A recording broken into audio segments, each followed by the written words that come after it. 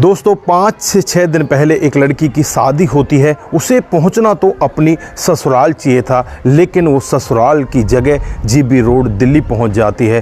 दोस्तों वहां पर उसका रो रो कर बहुत ही ज़्यादा बुरा हाल होता है। वहां पर एक चाय बेचने वाला लड़का होता है जो कोठे पर लोगों को चाय दिया करता है। जो भी लड़कियां वहां पर होती हैं सबको चाय पिलाया करता है।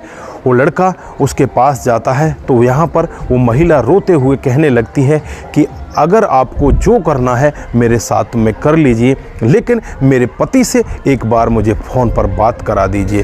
दोस्तों उसके बाद जो यहाँ पर होता है कभी किसी ने कल्पना भी नहीं की थी। अगर आप भी पूरे मामले को जानना चाहते हैं तो वीडियो को ज़रा सा भी स्किप ना करें, लास्ट तक वीडियो को ज़रूर देखें।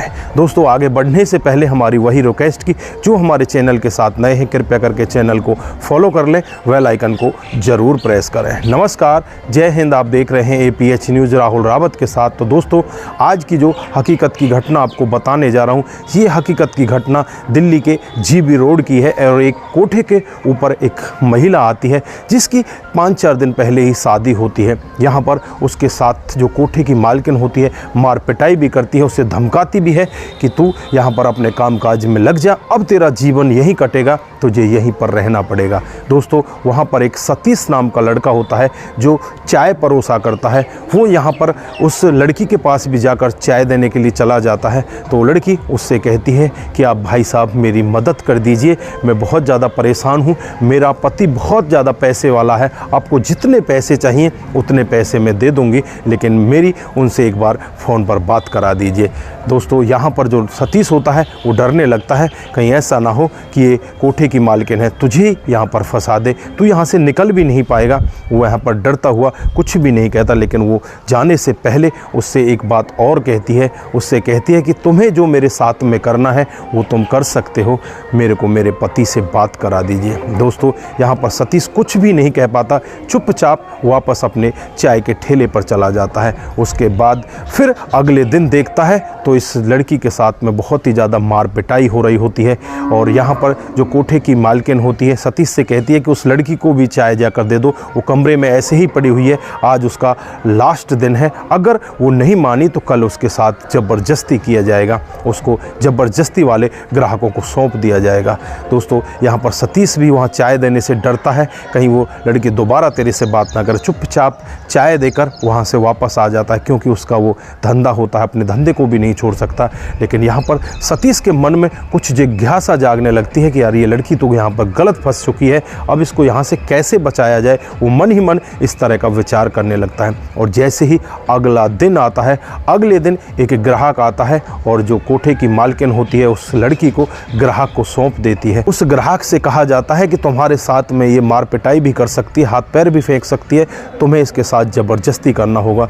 तो यहाँ पर वो कहता है कि मैं अकेला नहीं जा सकता, मैं अपने दोस्त को अपने साथ लेकर जाऊँगा। फिर वो अपने दोस्त को अपने साथ बुलाता है। यहाँ पर जो कोठे की मालकिन होती है कहती है कि आपसे डबल पैसा लगेगा क्योंकि आप 2 लोग जा रहे हो। तो यहाँ पर वो डबल पैसा देने के लिए तैयार हो जाते हैं और उस लड़की के साथ में वो ज़बरदस्ती करने लगते हैं। बाहर बैठा हुआ सतीश ये सब चीखें पुकारें वहाँ पर सुन रहा होता है, लेकिन सतीश कुछ भी नहीं कर पाता। उसके मन में ऐसी गिलानी आती है कि तुझे इस लड़की की मदद करनी चाहिए थी, लेकिन तूने ऐसा नहीं किया, अब ये लड़की बहुत ही ज़्यादा परेशान है।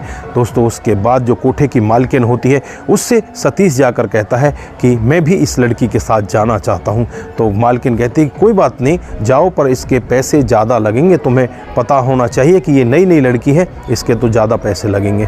तो वो कहता कि ठीक है, आप जितने पैसे लोगे मैं उतने पैसे देने के लिए तैयार हूँ। उसके बाद वो पैसे जमा करा के सतीश उस लड़की के कमरे में चला जाता है। और जब उस कमरे में जाता है तो जाकर वो लड़की उससे कहने लगती है कि आप भी मेरे साथ वही करने के लिए आ गए तो आप आ जाइए और आप भी करिए वही। तो यहाँ पर वो लड़का कहने लगता है कि नहीं नहीं, आप मेरे को गलत समझ रही हो, मैं ऐसा करने के लिए नहीं आया, मैं तुम्हें यहाँ से छुड़ाने के लिए आया हूँ। दोस्तों यहाँ पर वो लड़की बहुत ही तेज़ी के साथ रोने लगती है और यहाँ पर वो अपना नाम प्रतिभा बताती है, कहती है कि मैं पश्चिम बंगाल की रहने वाली हूँ। फिर वो लड़का उससे पूछता है कि तुम यहाँ पर पहुँची कैसे, तुम्हारे साथ में हुआ क्या है, है, अपनी पूरी कहानी डिटेल से बताओ। फिर वो कहती है कि मैं एक लड़के से प्यार किया करती और उस लड़के से इतना ज़्यादा प्यार करती कि मैं उसके साथ जीने मरने की कसमें खाने लगती हूँ।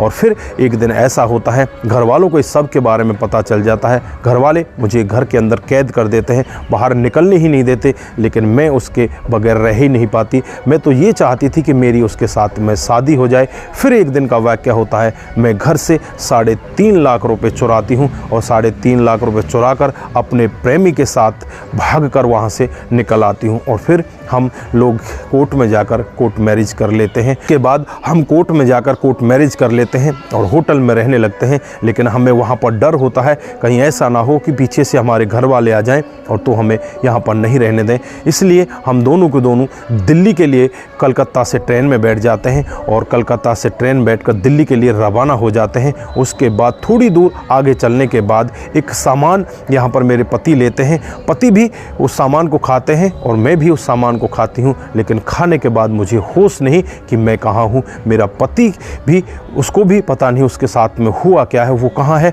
वो तो मेरे बगैर मर रहा होगा, वो कैसे जी रहा होगा मुझे नहीं पता। वो तो मेरे बगैर मर ही जाएगा, वो तो इतना ज़्यादा मेरे से प्यार करता है। तो यहाँ पर वो लड़का कहता है कि ठीक है, कोई बात नहीं, मैं तुम्हारी उससे बात करा देता हूँ, उसका नंबर मुझे दे दीजिए। उसके बाद उसका नंबर लेता है और उस नंबर को वहाँ पर मिलाने लगता है। लेकिन वहाँ पर नेटवर्क नहीं था और इस वजह से वो फ़ोन नहीं मिल पाया।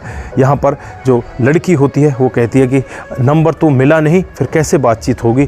तो वो कहता है कि मैं यहीं पर तो चाय बेचता हूँ, मैं तुम्हें कल यहाँ से निकाल कर ले जाऊँगा, ये मेरा दावा है, 100% तुम्हारे पति से तुम्हें मिलाऊँगा। उसके बाद वो लड़का बाहर निकलता है, अपनी चाय की टपरी पर पहुँच जाता है, वहाँ जाकर उस नंबर को दोबारा मिलाता है तो नंबर वहाँ पर इकबाल के नाम से आता है।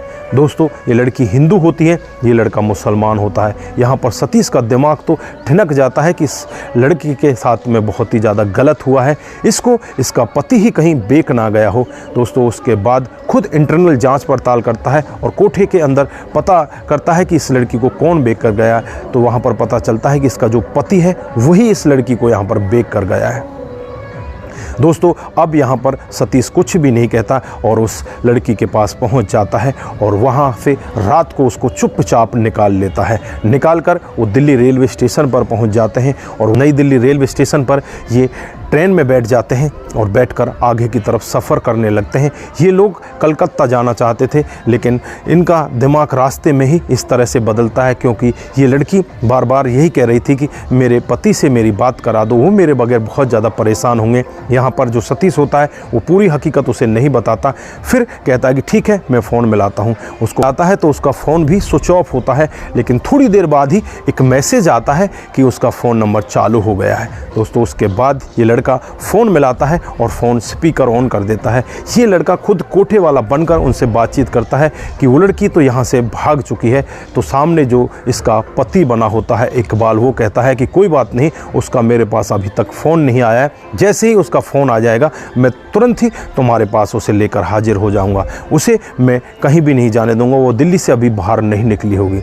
जब लड़की इस तरह का वाक्य सुनती है तो उसके पैरों तले ज़मीन खिसक जाती है कि जो उसे जान से ज़्यादा प्यार कर रहा था वही उसको यहाँ पर बेच कर गया है। दोस्तों, वो लड़की रोने लगती है, रोते हुए कहने लगती है कि इससे तो बेहतर तभी होता आप मुझे कोठे से नहीं निकालते, मुझे वहीं मरने देते, जिसके ऊपर मैंने इतना ज़्यादा भरोसा किया वही मुझे कोठे के ऊपर बेच कर चला गया। वो बस पैसों की लालच में उसने ये सब काम किया।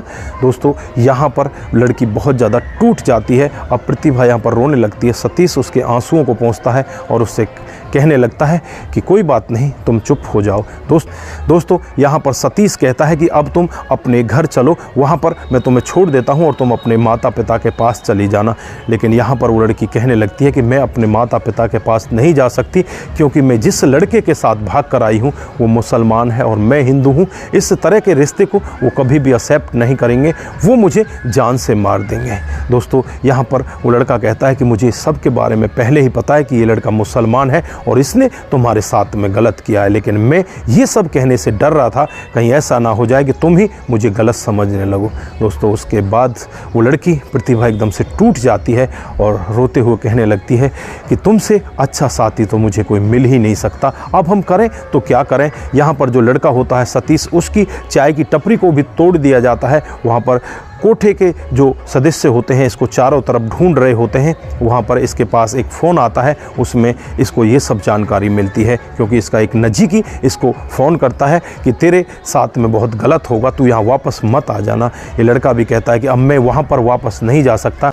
उसके बाद ये गाड़ी एक स्टेशन पर रुक जाती है, वहीं पर ये दोनों के दोनों उस स्टेशन पर उतर जाते हैं और दोनों सोचने लगते हैं कि अब हम करें तो क्या करें। दोनों फिर वही बिज़नेस दोबारा से चलाना चाहते हैं कि उस चाय के बिज़नेस को ही दोबारा से चालू किया जाए। फिर एक रेलवे स्टेशन के पास ही ये चाय की एक छोटा सा दुकान खोल लेते हैं और उसी दुकान में ये दोनों कामकाज करने लगते हैं। दोस्तों धीरे धीरे इनका समय बीतता है और समय इस कदर आगे बढ़ता है, ये दोनों एक दूसरे के बहुत ज़्यादा करीब आ जाते हैं, एक दूसरे को ये प्यार करने लगते हैं। धीरे धीरे इनकी दुकान भी अच्छे से चलने लगती है। फिर ये थोड़ा सा पैसा इकट्ठा कर लेते हैं और फिर अपनी एक खुद की दुकान बना लेते हैं। उसके बाद एक दिन ये लड़की इस लड़के सतीश से कहती है कि मैं अब तुम्हारे साथ ही रहना चाहती हूँ, मुझे अपना सच्चा जीवन साथी अब मिल चुका है। दोस्तों फिर ये दोनों नज़दीकी मंदिर में जाकर शादी कर लेते हैं और शादी के बाद बड़े अच्छे से रहने लगते हैं। फिर एक दिन का वाक़या होता है जब प्रतिभा अपनी माँ के पास फ़ोन करती है और माँ को अपनी जो छोटी से लेकर बड़ी तक पूरी एक एक बात उसे डिटेल से बताती है। उसे बताती है किस तरह से मुझे इकबाल ने धोखा दिया, वो मुझे इस तरह से यहाँ से भगा कर ले गया, उसके बाद उसने मुझे कोठे पर बेच दिया। लेकिन एक लड़का है जिसका नाम सतीश है, वो वहाँ पर चाय बेचा करता था, उसने मुझे वहाँ से निकाला, उसी ने मेरी मदद की, आज वो मेरे साथ है, मैं उसी के साथ रहती हूँ। दोस्तों यहाँ पर माँ भी खुश होती है और माँ कहती है कि ठीक है बेटा, कोई बात नहीं, अब तू हमारे पास भी आ सकती है। उसके बाद यहाँ पर जो सतीश होता है उसे उसके मायके में लेकर जाता है, वहाँ पर वो अपने माता पिता से मिलती है और वहाँ पर फिर अच्छे से बातचीत होती है और उसके बाद फिर इसे ये खुद उत्तर प्रदेश में लेकर आता है। उत्तर प्रदेश में इसका गांव होता है, वहाँ पर फिर ये बड़े आराम से रहने लगते हैं। तो दोस्तों ये थी आज की हकीकत की कहानी। आप लोगों को कैसी लगी? यहाँ पर आप लोगों ने देखा किस तरह से भोली भाली लड़कियों को फंसाया जाता है। पहले उन्हें प्यार का झांसा दिया जाता है और प्यार के झांसे में उनसे घर से पैसे निकलवा लिए जाते हैं और उसके बाद शादी झूठ मूठ की उनके साथ की जाती है और इस तरह से उन्हें कोठे पर बेच दिया जाता है। घर से भी पैसे ले लिए जाते हैं और जहाँ कोठे पर बेचा जाता है वहाँ पर भी पैसे लिए जाते हैं। दोस्तों हर किसी की किस्मत प्रतिभा जैसी नहीं होती, हर किसी को ऐसा लड़का जैसे सतीश मिला है, ऐसा लड़का नहीं मिलता जिससे कि वो अपने घर वापस आ सकें या अपने पति के साथ आराम से रह सकें। दोस्त कितनी ही ऐसी लड़कियां हैं जो एक बार कोठे के ऊपर पहुंच गई तो वो जीवन भर वहां से निकल ही नहीं पाती, वो वहीं की होकर रह जाती हैं। वो करें तो क्या करें, वो कुछ नहीं कर पाती क्योंकि उन्हें निकलने ही नहीं दिया जाता। तो दोस्तों यहाँ पर सावधान रहने की भी बहुत ज़्यादा ज़रूरत है और ये कहानी आप लोगों को सावधान रहने की भी नसीहत देती है। आप लोग इसे ज़्यादा से ज़्यादा दोस्तों के साथ भी साझा करें जिससे कि और लोगों के पास भी ये मामला पहुंच सके और लोग भी यहाँ पर सावधान हो जाएं कि इस तरह से जो प्यार लोग बाग किया करते हैं वो प्यार ना करें, क्योंकि 1 घंटे बात करके कोई भी व्यक्ति आपको इस तरह से चिकनी चुपनी बातों में अपने साथ फंसा लेता है और फिर वहाँ पर आप 24 घंटे जिन माता पिता के साथ रहते हो, बहन भाई के साथ रहते हो, उनके प्यार को आप 1 मिनट में भूल जाते हो और फिर आपके साथ ऐसा भी हो जाता है। तो दोस्तों यहाँ पर आप लोगों को सतर्क होने की बहुत ज़्यादा ज़रूरत है। दोस्तों के साथ ज़्यादा से ज़्यादा साझा करें। दोस्तों आज के लिए बस इतना ही, फिर मिलते हैं किसी नई दूसरी कहानी के साथ।